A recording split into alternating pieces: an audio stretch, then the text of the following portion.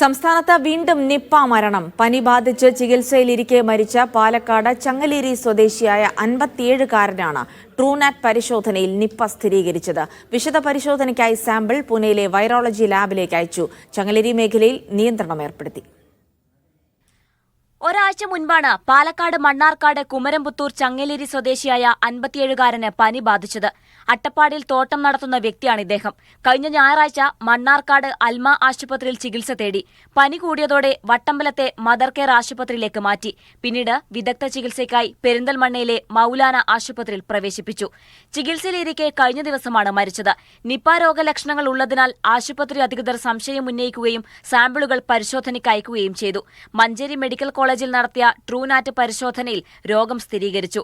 പാലക്കാട് നാട്ടുകൽ സ്വദേശിനിയായ 38-കാരി നിപ സ്ഥിരീകരിച്ച് Kozhikode medical college ആശുപത്രിയിൽ ഗുരുതരാവസ്ഥയിൽ തുടരുകയാണ്.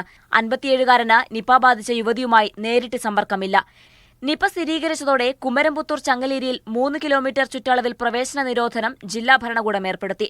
സമ്പർക്ക പട്ടികയിൽ ഉൾപ്പെട്ടിട്ടുള്ള ആളുകൾ ക്വാറന്റൈനിൽ പ്രവേശിക്കണമെന്നും നിർദ്ദേശമുണ്ട്. മീഡിയ 1 പാലക്കാട്.